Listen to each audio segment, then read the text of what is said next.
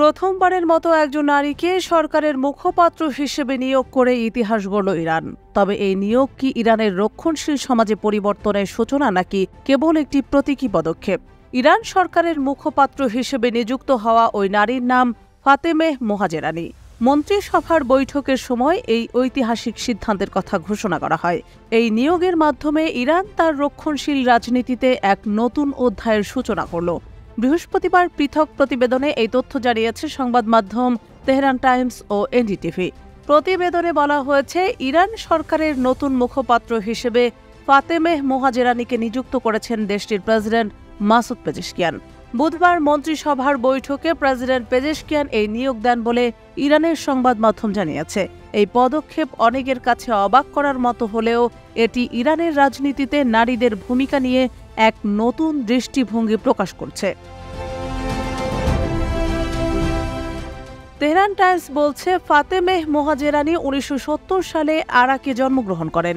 তিনি হেরিওট watt university Edinburgh campus থেকে ব্যবসায় প্রশাসনে ডক্টরেট ডিগ্রি অর্জন করেছেন। তার ক্যারিয়ারও অত্যন্ত প্রশংসনীয়। তিনি হাসান রুহানির সরকারে নারীদের জন্য technical and vocational training university of শরিয়তের প্রধান হিসেবে দায়িত্ব পালন করেছেন।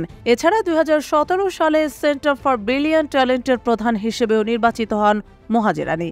এখন তিনি সেই পথে আরও এক ধাপ এগিয়ে ইরানের মুখপাত্র হিসেবে দায়িত্ব পালন করতে চলেছেন। ফাতেমেহ মোহাজেরানিকে সরকারের মুখপাত্র হিসেবে নিযুক্ত করার মাধ্যমে প্রথমবারের মতো কোনো নারীকে এই পদে দায়িত্ব দিল ইরান। এটি একটি ঐতিহাসিক পদক্ষেপ হিসেবে বিবেচিত হচ্ছে, যা ইরানের রাজনৈতিক প্রেক্ষাপটে নারীদের জন্য একটি নতুন দিগন্ত উন্মোচন করতে পারে। এই নিয়োগের পাশাপাশি মন্ত্রিসভার বৈঠকে ইরানের সাবেক সংসদ সদস্য ইলিয়াস হজরতিকে সরকারের তথ্য কাউন্সিলের চেয়ারম্যান হিসেবে নিয়োগ দেওয়া হয়েছে। তবে বর্তমান সরকারের সময়ে শীর্ষস্থানীয় পদে নারীদের নিয়োগ দেওয়ার ঘটনা এটি প্রথম নয়। এর আগে প্রেসিডেন্ট পেজেশকিয়ান গত সপ্তাহে শিনা আনসারিকে ইরানের উপরাষ্ট্রপতি এবং পরিবেশ বিভাগের প্রধান হিসেবে নিয়োগ দিয়েছিলেন। এই নিয়োগগুলো ইরানে নারীদের ক্রমবর্ধমান শক্তি এবং প্রতিভার স্বীকৃতি হিসেবে দেখা হচ্ছে।